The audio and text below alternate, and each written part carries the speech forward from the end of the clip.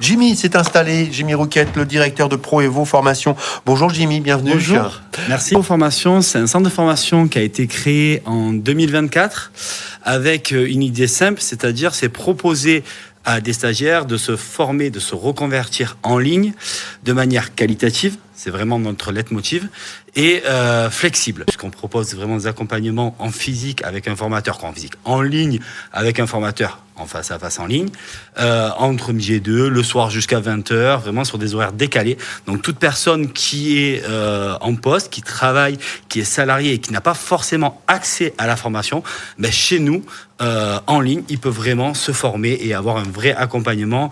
La qualité de nos formations, ben, c'est très simple, c'est que toutes nos formations sont faites en interne par des professionnels de la formation, c'est-à-dire qu'on ne délègue rien au niveau de nos formateurs, ils sont obligés de suivre nos process et on valide tout en interne. Pour toutes nos formations. Et puis ça se retrouve puisqu'aujourd'hui, on a 100% de retours positifs sur tous nos contenus en ligne. Tous les retours qu'on a, ils sont hyper positifs. Donc voilà, ça se démontre à ce niveau-là.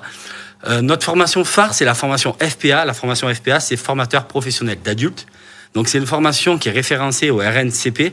RNCP, c'est le répertoire national de certification professionnelle, qui donne accès à l'équivalent d'un bac+2 en sortie de formation, qui est aujourd'hui vraiment l'une des formations les plus reconnues en tant que formateur. Vos formations s'adressent uniquement aux professionnels de la formation ou à celles et ceux qui souhaitent se reconvertir dans la formation? Les deux. C'est-à-dire que les formateurs qui sont déjà en poste, qui ne sont pas forcément titrés, qui n'ont pas forcément le diplôme et qui ont envie d'aller chercher des éléments qui vont leur permettre d'être de plus en plus compétents, ben, on les accueille. Mais aussi la personne lambda qui est soit maçon, qui peut être serveur, qui peut être restaurateur ou qui peut être dans n'importe quel domaine d'activité. Il vient chez nous et nous, on les forme sur le métier de formateur. On les formera jamais sur leur domaine de compétences. Ils sont experts dans un domaine et donc sur cet élément-là, on n'a rien à leur apporter. Par contre, on va leur amener tous les éléments pédagogiques, tous les éléments de construction d'une action de formation, d'ingénierie de formation.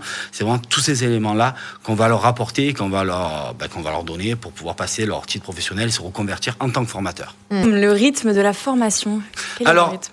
Alors on s'adapte. Voilà, c'est encore une fois, c'est notre. C'est personnalisé. C'est personnalisé puisque vraiment chaque personne qui rentre dans la formation chez nous a accès à la plateforme. Donc la plateforme c'est 7 jours sur 7, 24 heures sur 24 et les formateurs c'est 6 jours sur 7. Donc c'est pas mal aussi. Pareil, alors pas 24 heures sur 24, là on va quand même mettre des limites hein.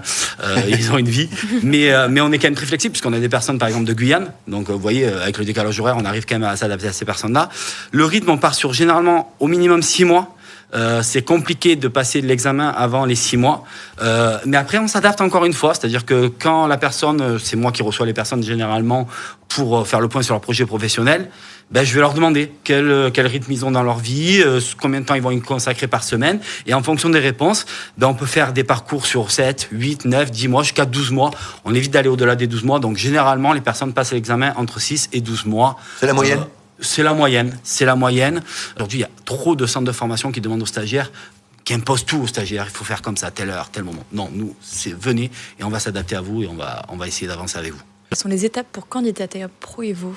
Alors, prendre rendez-vous. Déjà, la première chose, c'est prendre rendez-vous, faire un point avec moi sur le projet professionnel, puisque c'est vraiment un entretien. L'idée, c'est d'avoir un entretien, voir si vous correspondez à ce type de formation. Est-ce que votre projet, est-ce que ça rentre vraiment dans votre projet ?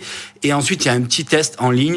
On a 2 profils. Les profils très scolaires qui sortent de l'école, qui vont avoir un bac minimum, parce qu'ils vont former des personnes sur des niveaux basiques. Donc voilà. Et après, sinon, on peut avoir des personnes qui peuvent avoir simplement un CAP dans un domaine, mais qui ont une forte expérience professionnelle.